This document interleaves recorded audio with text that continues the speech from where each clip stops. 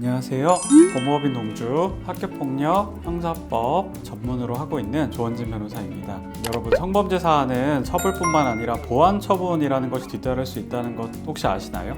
오늘은 청소년 성범죄 보완 처분에는 어떤 것들이 있는지, 그리고 미성년자라면 어떻게 적용되는지에 대해서 알아보려고 합니다. 첫 번째로는 성범죄 보완 처분 중에서 미성년자에게 적용되는 게 있는지 이걸 먼저 많이 물어보시는데요. 형사 재판을 받는지 아니면 소년보호 재판을 받는지에 따라 좀 달라질 수 있는데요. 만약 사건이 소년보호 사건으로 진행될 경우, 그러니까 가정법원에서 심리를 받을 경우에는 전자발찌, 신상정보 등록, 공개 고지, 성충동 약물 치료 이런 보완 처분은 적용되지가 않아요. 하지만 만약에 아직 미성년자라고 하더라도 사안이 중에서 일반 형사 사건으로 진행이 돼서 형사 재판을 받게 되는 경우에는 보완 처분을 받을 수 있어요. 신상정보 등록 및 공개 고지, 전자장치 부착 명령, 그다음에 아동청소년 관련 기관의 취업 제한, 성범죄자 재범 방지 교육 프로그램 이수 명령, 그다음에 DNA 채취, 정보 보관 등 처분이 내려질 수가 있고요. 다만 미성년자이기 때문에 성인과는 적용 범위가 살짝 달라질 수 있습니다.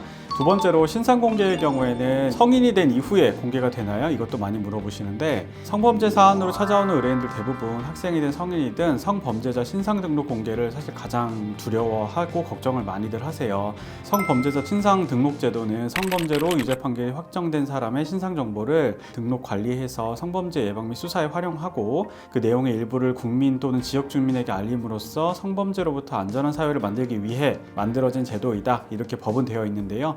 만약 만 19세 미만의 미성년자라면 신상정보 등록은 가능하긴 하지만 공개는 되지 않는 것이 원칙입니다. 하지만 공개되는 경우가 간혹 있는데요. 행위 당시에는 미성년자였지만 형사 재판을 받을 때 성인이 되었다면 신상정보 등록뿐만 아니라 공개 고지 명령도 내려질 수 있습니다.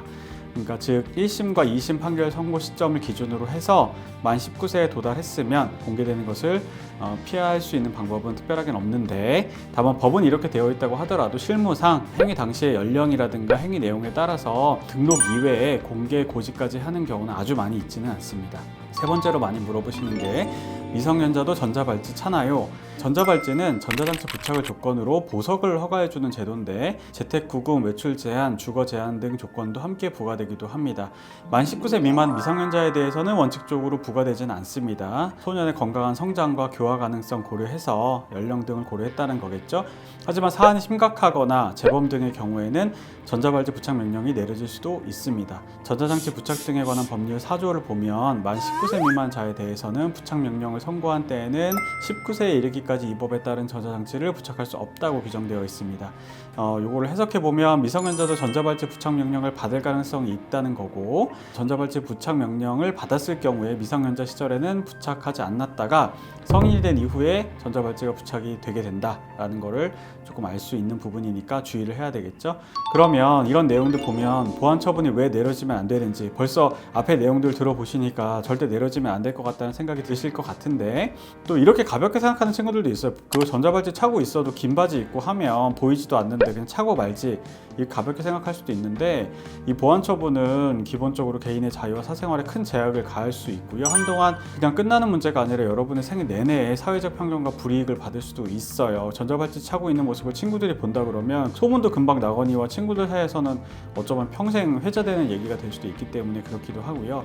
같은 공간에 있기를 꺼려할 수도 있고 공포감을 가질 수도 있고, 또 신상정보 등록의 경우에는 성명, 주민등록번호, 현재 거주지, 직업, 키와 체중, 심지어 소유한 차량의 등록번호, 그리고 거주지를 이전하거나 하는 경우, 그 다음에 정보의 변경이 생길 경우에는 또 갱신 절차를 또 밟아야 됩니다. 실무상 거의 대부분 등록이 되긴 하는데, 등록은 사실은 본인과 수사기관 정도 외에는 다른 사람이 알 수 있는 방법은 아주 특별히 있지는 않아서요. 등록에 대해서는 아주 크게 걱정 안 하셔도 되지만 공개, 고지 이런 부분들은 매우 민감한 부분이기 때문에 그 지역에서 생활을 하기가 어렵기 때문에 그런 내용들은 조금 심각한 영향을 미칠 수 있다. 좀 심각성을 인식하셔야 되고, 또한 취업 제한 같은 경우는 추후 미래에 악영향 미칠 수가 있겠죠. 당연히 아동 청소년 관련 기관, 교육기관, 의료시설, 의료기관, 체육 관련 시설 등에서 취업이 엄격히 금지됩니다. 제한되는 직업의 범위는 점점 확대되고 있어요. 분야도 확대되고 있고, 그렇기 때문에 현재는 제한되지 않는 직종이라고 하더라도 나중에는 제한 대상에 포함될 가능성이 얼마든지 있습니다. 그러니까